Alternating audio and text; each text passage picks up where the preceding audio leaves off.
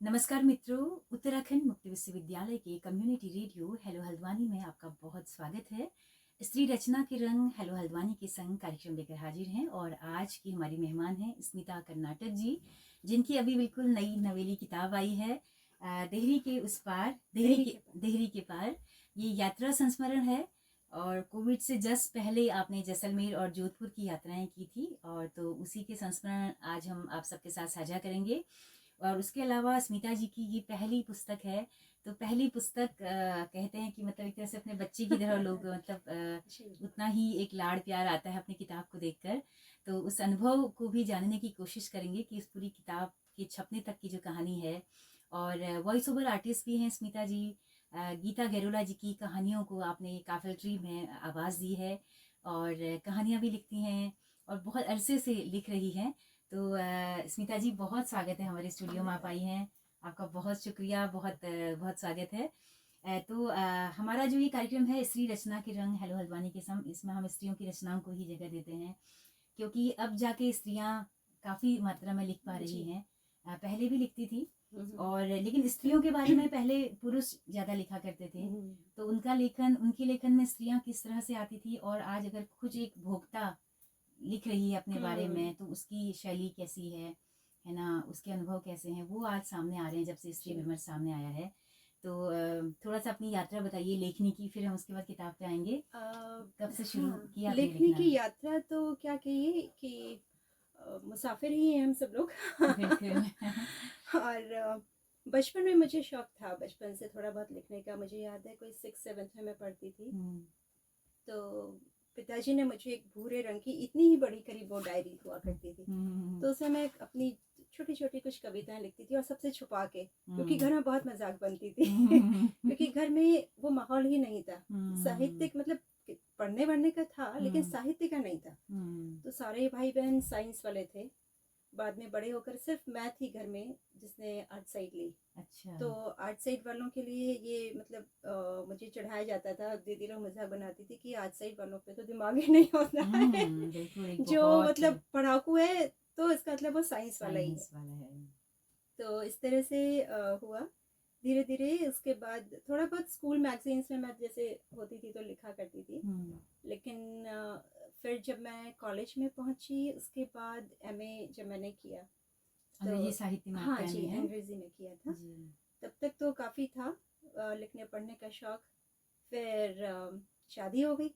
Break लग तो गया, वो एक बड़ा ब्रेक लग जैसा गया। कि हमारी तमाम महिलाओं की ज़्यादातर जिंदगी में महिलाओं होता के है। साथ ऐसा होता है, बिल्कुल बहुत बिल्कुल। बड़ी बड़ी मैंने देखा है, काफ़ी सारी उसके महिलाओं के साथ बावजूद भी ऐसा महिलाएं लिख रही हैं तो मैं तो लिख सैल्यूट रही करती हैं। हूँ महिलाओं को, हाँ, है ना, बहुत बड़ी कि बात है ये, पूरा। जिन्होंने मतलब घर संभालने के साथ साथ, नौकरी करने के साथ साथ लिखना भी जारी रखा हो तो बहुत बड़ी बात है। मतलब आप ये सोचिए कि वो जो मेरा टाइम पीरियड था 92 से 2017 तक, समझिए एक तरह से, तो वो तो इतना लंबा ब्रेक था कि मुझे खुद याद नहीं था कि मुझे कभी किसी ज़माने में लिखने पढ़ने का शौक भी ये था। था मैं क्या। मतलब आप लिखना तो छोड़िए, पढ़ने का शौक था ये भी मैं भूल ही गई थी एक तरह से, अगर मेरी ज़िंदगी में गीता गैरोला दी नहीं आई होती। क्या बात है।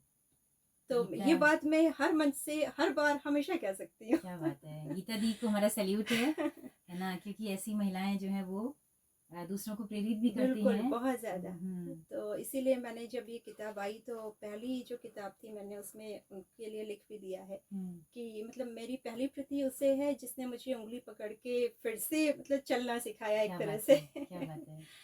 तो अगर मैं आज यहाँ बैठी हूँ तो इसके पीछे वही है। क्या बात है। तो फिर आपने फिर फेसबुक से हाँ, क्योंकि थोड़ा बहुत थोड़ा सारे सा, लोगों को जो हाँ बिल्कुल महिलाएं एकदम बिल्कुल, घरों में तक सीमित हो चुकी थी, एकदम उसको एक बहुत बड़ा प्लेटफॉर्म दिया बहुत फेसबुक ने। बहुत बड़ा प्लेटफॉर्म मिला है। मैंने देखा मेरे साथ साथ ही जो और भी कई सारी मेरी फेसबुक में फ्रेंड्स बने। तो धीरे धीरे जैसे मेरा रुझान तो था, तो उसी से धीरे धीरे वो उस तरह के दोस्त भी बनते चले गए उसमें। और मैंने देखा मेरे साथ साथ और भी कई लोगों की जिन्होंने लिख रहे थे कुछ लोग लेकिन छप नहीं रहे थे, तो उनकी भी कुछ किताबें आनी शुरू हुई। तो गीता दी मुझे हमेशा पुश करती थी, देख तेरे साथ के लोग इतना आगे बढ़ गए हैं और तू अभी वहीं है, कुछ किताब क्यों नहीं छपवाती। मैं हो जाएगा दी, मैं थोड़ा सा हिचकती हूँ। लेकिन फिर ये जब किताब के बारे में मैंने कुछ और मैंने एक जैसे कॉलेज हमारा जो नैनीताल में है डीएसबी, तो उसकी कुछ यादें लिखी थी फेसबुक पे। तो वो लिखी थी मैंने डीएसबी के गलियारे से, गलियारों से, अच्छा। ऐसे कुछ शीर्षक के साथ मैंने 10-12 एपिसोड लिखे थे फेसबुक पे। हाँ। अच्छा। तो बहुत मज़ा आ रहा था। कई लोगों ने मेरे को कहा कि ये तो किताब की शक्ल में आना चाहिए। वाव। मैंने लिखा भी है, पर मुझे वही, मेरे को कभी संतुष्टि नहीं होती कि मैंने जो लिखा है वो अच्छा होगा छपने लायक। तो वो लिखा रखा है। लेकिन उसके बाद अभी जब ये यात्रा हुई, तो इसके भी मैंने कुछ 10-12 एपिसोड उसमें डाले थे। अच्छा। फेसबुक में। तो जो संभावना वाले हैं अभिषेक अग्रवाल जी, तो उन्होंने ही एक दिन कहा कि आप इसको पूरा कीजिए और हम इसको किताब इसकी बनवाएंगे। क्या बात है। तो बस उसके बाद ये किताब सामने क्या आई बात है। है। तो ये जो यात्रा आपने की थी, ये बहुत प्री प्लान थी प्री प्लान, और आप 2 महिलाएं इस यात्रा में गई हैं, थोड़ा सा बताइए यात्रा हाँ, के वो बारे ऐसे में। हुआ कि कोविड का समय चल ही रहा था। हाँ, उतनी बंदिशें नहीं रह गई थी कि बिल्कुल पूरा लॉकडाउन है, या ऐसा नहीं रह गया था। कुछ बंदिशें हट चुकी थी उस टाइम पे 2021 में। लेकिन ये था, डर तो था कोविड का जो भी है। तो मेरी एक फ्रेंड है प्रतिभा जोशी, उस टाइम पे वो बैंक में काम करती थी। अब उसने वीआरएस ले लिया है। अच्छा। तो वो भी क्योंकि इतना लंबे समय तक जॉब करते करते इतना उकता गई थी एक तरह से, तो उसने वीआरएस ले लिया है। वो भी बहुत क्रिएटिव है, काफी अच्छी पेंटिंग्स वगैरह करती है। कहाँ रहती हैं प्रतिभा जी? यही हल्द्वानी में ही रहती है। अच्छा। हाँ, हीरानगर में। ओके।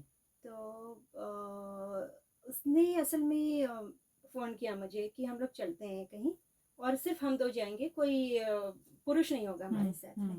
मैंने कहा अच्छा ऐसे? कहती हाँ, बड़ा मजा आएगा। क्या बात है। तो उसने सजेस्ट किया था गोवा। मैंने कहा नहीं, गोवा नहीं जाएंगे, हम जा चुके हैं, तुम भी जा चुके हैं और हम भी जा चुके हैं, और गोवा नहीं जाएंगे, किसी ऐसी जगह जाएंगे जहाँ अभी हम लोग गए नहीं हैं। और जैसलमेर पता नहीं क्यों मेरे दिमाग में बहुत पहले से था। मुझे ये लग रहा था, एक तो रेतीले वो जो इलाके बचपन में हम बनाते थे ना, वो सीनरी, तो उसमें जैसे एक तरफ कैक्टस उगा है, ऐसे ऐसे लहरें बनी हैं। क्या बात है। वो तो सब वो एक जहन में कहीं। हाँ था कहीं।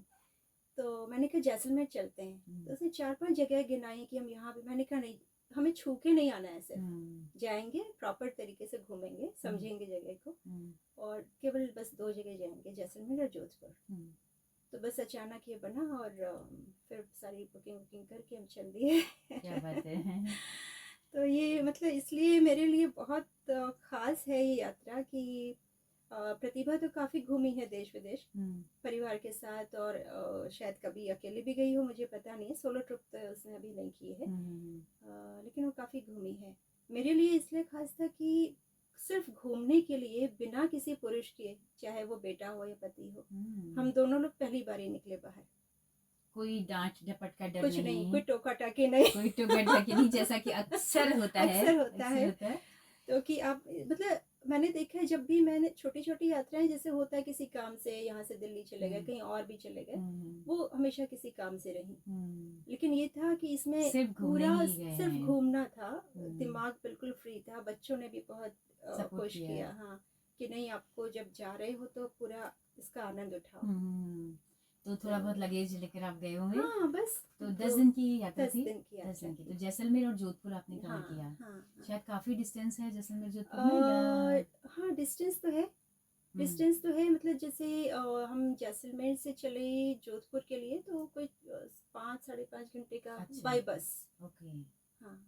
और यहाँ से भी आप लोग बाई बस गए? नहीं, यहाँ से तो जो रानीखेत एक्सप्रेस चलती है, तो काठगोदाम से डायरेक्ट हम जैसलमेर ही गए थे। 26 घंटे की यात्रा है। अच्छा। तो इतने साल बाद इतनी लंबी मतलब रेल यात्रा, तो मेरे को वहाँ उतरने पे आप लोग हिलौरे खा रहे होंगे ऐसे।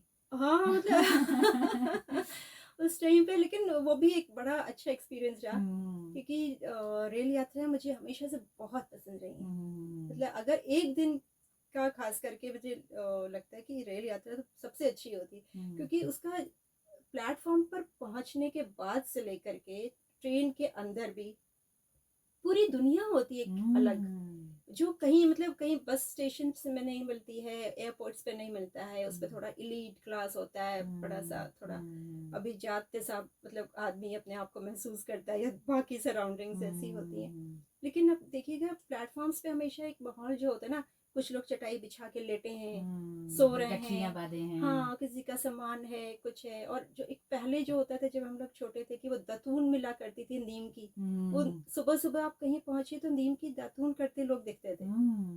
और सबसे अच्छी जो मुझे वो लगती है वो चाय चाय की जो क्या आवाज़ बात है, आती है सुबह-सुबह। कुल्हड़ की या कुल्हड़ की चाय, बिल्कुल। है तो ना? ट्रेन में भी बहुत सारे अनुभव आपने बटोरे, बहुत, हाँ, बहुत सारे। बहुत सारी दोस्तियाँ हो गई होंगी हाँ, क्योंकि मतलब इसमें इतने भी घंटे दोस्तियाँ लगातार। तो ऐसी नहीं हुई, लेकिन हाँ, इंटरैक्शन ज़रूर हुआ लोगों के साथ में। हुँ। तो वो तो अपना होता ही है, तो मुझे उसके साथ तो ही वो लगभग याद 2 आता रातें है। आपने बिताई ट्रेन में?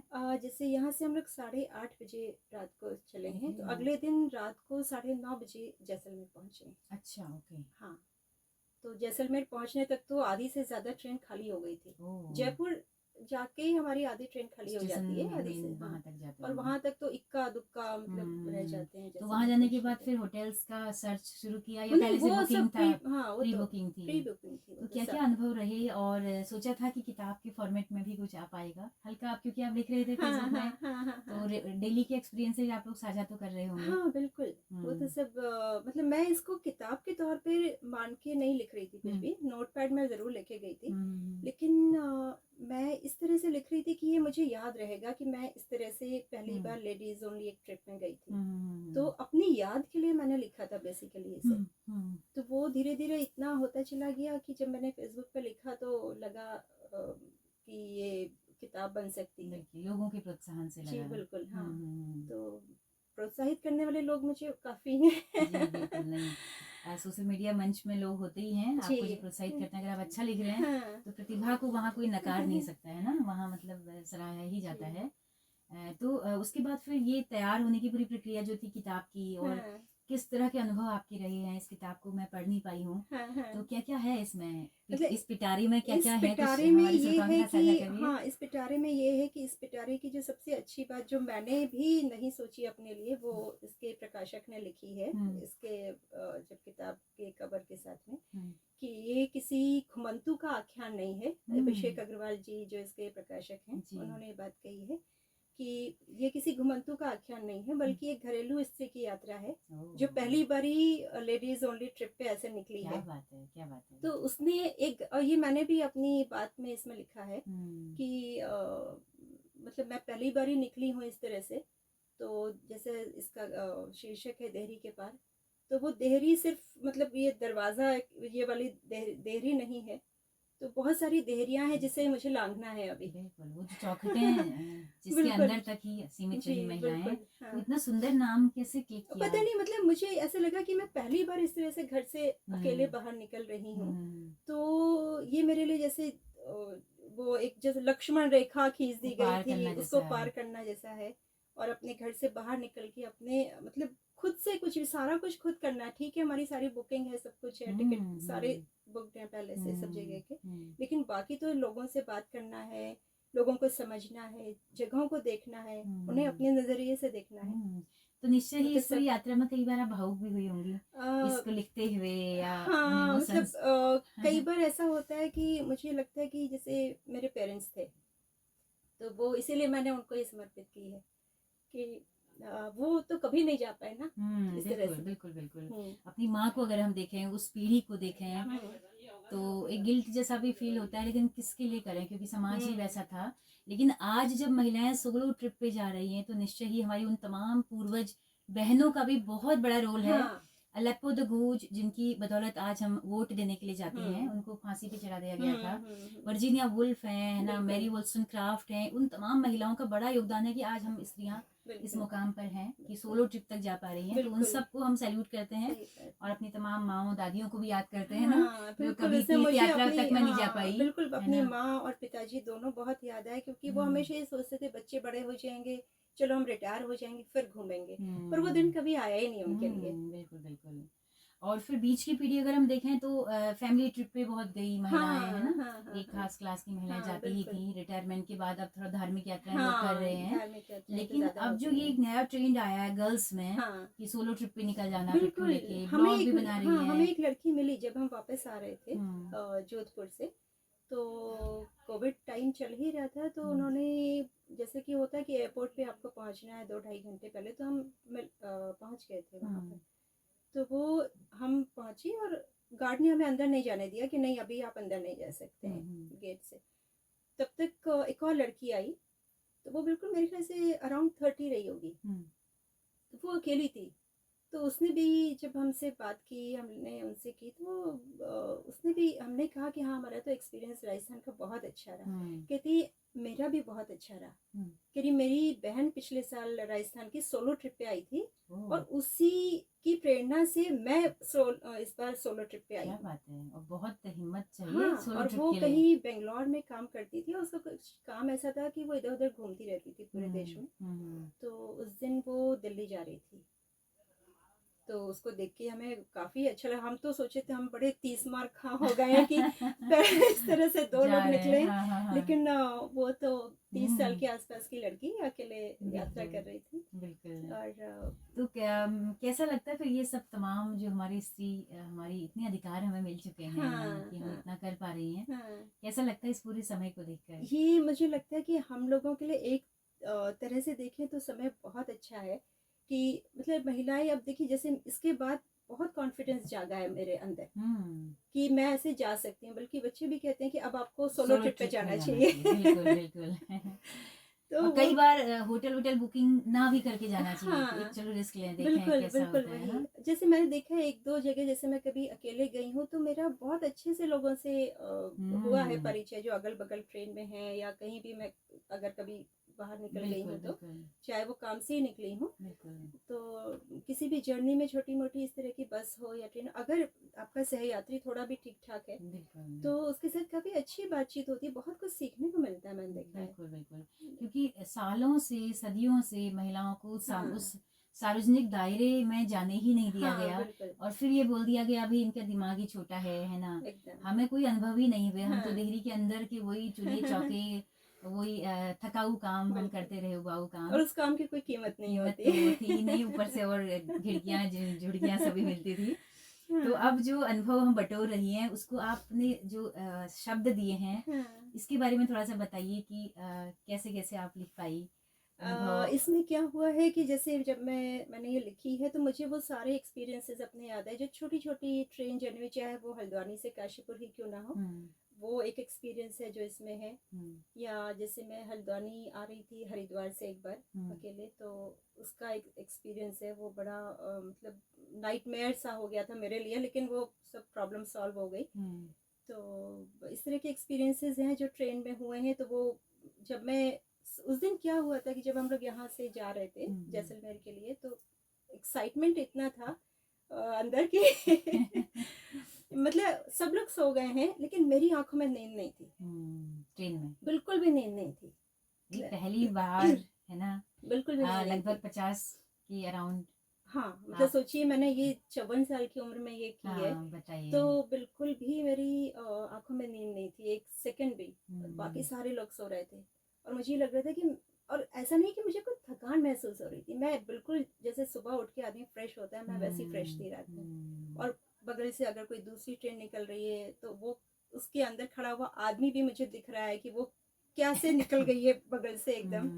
वो सारी चीजें, वो बहुत अच्छा था। तो इस उम्र में ये यात्रा करना वाकई में हमें सोच के ही अच्छा लग रहा है। तो उम्मीद करेंगे कि इस यात्रा से बहुत सारी हमारी बहनों को भी प्रेरणा मिलेगी, जो थोड़ा सा उम्रदराज हो गई हैं, 40 पार की जो औरतें हैं, 50 पार की जो हैं, वो भी एक मिसाल उनके लिए बनेगी कि हम भी जा सकते हैं। बिल्कुल। और मुझे लगता है कि जब हमारे बच्चे बड़े हो जाते हैं तो हमारे पास थोड़ा टाइम मिलता है अपने लिए। बिल्कुल। तो ये मतलब लगेगी कि जिंदगी की जो अनमोल 30-35 साल होते हैं, वो तो आपने दे दिए वो परिवार आपने को, पूरे परिवार को आपने झोंक दिए हैं। जी हाँ। तो अभी जो आपके पास टाइम है, तो इसमें ऐसा नहीं है कि आपको बैठ करके राम भजना है। तो इसमें भी काम है, हाँ, दायित्व है बिल्कुल घर के दायित्व वो मरते दम तक बच्चे थोड़ा घर से बाहर चले गए होंगे, उतना ही जिम्मेदारी कम है, नहीं तो बाकी और तो बची ही होती वो हैं। तो सब है जी। तो इसमें तो आप कितना वक्त निकाल लेती हैं लिखने के लिए, और अभी क्या भविष्य की प्लानिंग्स हैं? इसका कुछ ऐसा पक्का नहीं है कि कितना वक्त, अगर मेरे पास दिन का वक्त खाली है। और अक्सर होता ये है कि सबसे ज्यादा लिखने के आइडियाज तब आते हैं जब आप कुछ काम कर रहे होते हैं। हमेशा होता है मेरे साथ। अगर मैं सुबह कुछ बैठ करके अपना कुछ योगासन कर रही हूँ तब सबसे अच्छे आइडियाज आते हैं, या मैं किचन में खाना बना रही हूँ तब सबसे अच्छे आइडियाज आते हैं। कैसे उनको कहीं दर्ज करते हैं? कई मैं लोग तो मोबाइल पे रिकॉर्ड कर लेते हैं। नहीं, मैं कोशिश करती हूँ कि किचन में मैंने एक डायरी रखी है। रखी है। अगर मतलब अक्सर होता ही है कि उसमें भी मैं नोट नहीं कर पाती हूँ, लेकिन कोशिश करती हूँ कि कर लूँ कहीं भी। और इतने सारे क्योंकि चीज़ों अगर वो में नोट नहीं किए तो नहीं, फिर वो चला जाता है, चले जाते हैं फिर वो दिमाग वॉश से। आउट हो जाता है। फिर लगता है कि कुछ बड़ा कीमती सा खो दिया हाँ, है, हाँ, कुछ अच्छा सा कुछ था और बिल्कुल, खो गया है ना। बिल्कुल ऐसे ही तो होता है। अच्छा है कि हम तमाम हमारी महिलाएं जो काम करती हैं ज़रूर किचन में, जो आप डायरी एक मेंटेन, कई लोग रखते हैं हाँ, किचन में बिल्कुल कि रखते सामान हैं। खत्म हो गया हाँ। तो सारी ज़िंदगी हम सौदे पत्ते की पर्चियाँ ही बनाते रह जाते हैं। तो उसमें कुछ अपने आइडियाज़ भी आप लोग शेयर करें, उसके बाद जी, रात को तसल्ली से कभी हाँ। फुर्सत से लिखें तो ज़रूर आप सब भी लिख सकते हैं, हुँ, क्योंकि हर महिला जो भोग रही है वो ज़रूर उसके अंदर भी एक लेखक होता है, तो वो ज़रूर बिल्कुल, लिख पाएगी। सबके अंदर ही कुछ ना कुछ तो होता ही है। मतलब बिल्कुल, ये नहीं है बिल्कुल। कि हर कोई लेखक ही बन जाएगा, लेकिन कुछ ना कुछ हुनर तो सबके अंदर होता ही बिल्कुल, और है। सबके अनुभव जुदा भी होते हैं, बिल्कुल होते है हैं, ना? वो आपका बाकी जो तो दुख-सुख साझे हैं महिलाओं के, बिल्कुल है ना? मतलब सब अलग-अलग क्या है, सबका रूटीन एक जैसा है ना? एकदम। तो सारे सुख-दुख साझे हैं। तो हाँ। स्मिता जी और कुछ आगे जल्दी ही कुछ कहानी संग्रह क्या हम देखने को मिलेगा, या फिर आपने शायद डीएसबी के जो अनुभव लिखे थे, क्या कोई छोटी हाँ, किताब के वो फॉर्मेट में आएँगे? मेरा पूरा लिखा हुआ है, बस हुँ, मुझे ये लगता है कि मैं किसी को पढ़ने दूँ तो वो बताए कि ये वाक़ई छपने लायक है, क्योंकि मुझे बड़ी अ, संतुष्टि नहीं होती हुँ, कभी एक हुँ, काम से हुँ, अपने कि हुँ, ये हुँ। ठीक है।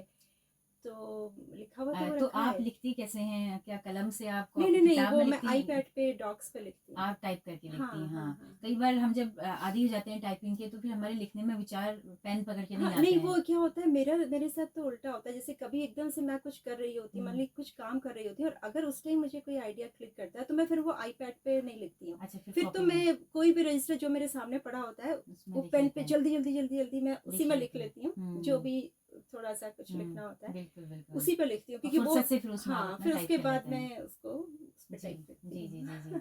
तो काफ़ी सारी बातें हैं, बहुत सारा वक़्त आपने हमारे श्रोताओं के साथ साझा किया जी। है, बिताया है। कुछ और कहना चाहें हमारी तमाम महिला बहनों के लिए, अ, हमारे पुरुष साथियों के लिए, हाँ, कोई आपका संदेश हो पुरुष साथियों के कि लिए तो यही लेखन की इस जर्नी में उनसे किस तरह के सहयोग की अपेक्षा है? बस यही कि वो लिखने दें। जब कोई आपकी जो भी महिला मित्र या कोई भी जो घर में महिला है वो हुँ, लिखना चाहती है, कुछ इस तरह का क्रिएटिव करना चाहती है, तो आप हुँ, ये समझें हुँ, कि ये उसका शौक है। जैसे आपके हुँ, अपने शौक हैं, हुँ। वैसे ये भी उसका शौक हो सकता जैसे है। अब वो अंतिम-अंतिम पड़ाव में पूरा कर रही है भई, हाँ, है ना? बिल्कुल, तो इसमें वो बस हुँ, अगर बहुत ज़्यादा सहयोग नहीं दे सकते तो कम से कम उसे छोड़ दें कि हाँ, आप हुँ, कर लो काम। इतना हुँ। भी कर दें तो इतना भी सहयोग बहुत होगा। जी, जी, जी, जी। तो आप अगर अपने परिवार के बारे में कुछ चलते-चलते बताना चाहें, परिवार आपके में हस्बैंड? हाँ, वो अभी पशुपालन में हैं, डायरेक्टर देहरादून में पोस्टेड हैं। हुँ। तो उनका भी सहयोग इस तरह से रहा है कि उनको बिल्कुल भी पढ़ने का शौक नहीं है। अच्छा। हाँ, बिल्कुल भी नहीं है, और ये उनका मेरे लिए बहुत बड़ा सहयोग रहा है, हुँ, क्योंकि वो उसमें बिल्कुल भी अड़ंगा नहीं हुँ, डालते हैं। हुँ, और कि मैं क्या कर रही हूँ। हुँ, वो हुँ, अब जा कर के मतलब अभी पीछे तो नहीं, जब मैंने थोड़ा बहुत मेरा पहला जो एक संस्मरण था अ, डोर करके हुँ। करगेट से कानपुर तक अच्छा, खिंची एक डोर, वो काफल ट्री पे ओह! छपा था संस्मरण सबसे पहला। अच्छा, करगेट मेरे पेरेंट्स का गांव है, अच्छा, जो सल्ट में पड़ता है। ओके। और कानपुर वो शहर है जहाँ वो लोग 1930 के दशक के आसपास कभी शिफ्ट हो गए थे। ओह! तो वहाँ से वो जो मकान वहाँ बनाया उन्होंने, हमारे सबसे बड़े ताऊ जी थे, तो पांचों भाइयों के लिए जो एक साझा मकान बना था संयुक्त परिवार का। हुँ, तो वो मैं देखने गई, तो उसको उसके बाद जो मुझे कुछ लगा वो मैंने लिखा। तो वो सबसे पहले उस पे छपा था, तो वो मैंने पहले बार दिखाया जब अपने पति को कि ये देखिए ये छपा है। तो बस देख करके हाँ, उन्होंने कुछ रिएक्शन नहीं दिया, वो कभी देते भी नहीं है। हुँ। तो उसके बाद से लेकिन हाँ, अब उन्हें लगने लगा है कि ये कुछ कर अच्छा रही कर रही हैं। है। जी, कुछ जी, कर जी। रही है। तो बच्चे आपका सपोर्ट बच्चे करते हैं? बहुत बच्चे सपोर्ट क्या कर करते रहे हैं। हैं? बच्चे बड़ा वाला तो मेरा वो वैंकूवर में है, और उसने मीडिया मैनेजमेंट से मास्टर्स किया है, वो वहाँ पे काम कर रहा है। और छोटा वाला सिनेमेटोग्राफर है, क्या बात है। तो वो कुछ फीचर फिल्म और शॉर्ट फिल्म्स ये सब जी, बनाने में जी, लगा हुआ है। जी, क्या तो बात उनका है। मुझे बहुत ज़्यादा सपोर्ट है, क्या बहुत बात क्या बात है। ज़्यादा। चलिए बच्चे तो माँ को समझ रहे हैं और कम जी से हाँ। कम उसी फ़ील्ड में हैं, है ना? तो स्मिता जी बहुत शुक्रिया आपका, आप जी, हमारे हेलो हल्द्वानी के शुक्रिया। स्टूडियो में आई। ये आप सबका ही रेडियो है, जी। सामुदायिक रेडियो है, यही इसकी खूबसूरती है। तो हुँ, आप कभी भी यहाँ पर आएँ, अपनी कविताएँ, अपनी कहानियाँ आप यहाँ पे जी, पढ़ सकती हैं हमारे श्रोताओं के लिए। जी। क्योंकि वॉइस ओवर आर्टिस्ट आप हैं ही, हाँ, तो हम उम्मीद करेंगे कि आप आगे भी आती रहेंगी। जी बहुत बिल्कुल। शुक्रिया आपका। शुक्रिया। जी, तो दोस्तों आप सबका भी बहुत शुक्रिया, आप इतनी देर तक हमारी इन गपशप को, फिजूल की गपशप को या महत्वपूर्ण गपशप को सुनते रहे। बहुत शुक्रिया आपका। और अगर ये बातचीत आपको पसंद आई हो तो फीडबैक ज़रूर दीजिएगा, कमेंट कर दीजिएगा, थोड़ा सा उत्साह हमारा बढ़ जाता है उससे। और हमारा रेडियो एक सामुदायिक रेडियो है, आप जानते ही हैं, तो इसकी पहुँच रेडियो में केवल हल्द्वानी शहर तक होती है, लेकिन दूर दराज पहाड़ों में या देश के किसी भी हिस्से में आप इस रेडियो को सुनना चाहते हैं तो यूट्यूब चैनल के जरिए आप सुन सकते हैं। हेलो हल्द्वानी नाम से यूट्यूब चैनल है हमारा, इंस्टा अकाउंट है, फेसबुक पेज है। आपके फीडबैक का इंतजार रहेगा। तो स्मिता कर्नाटक जी के साथ में अपनी रेडियो मित्र सुनीता भास्कर को दीजिए इजाज़त। नमस्कार।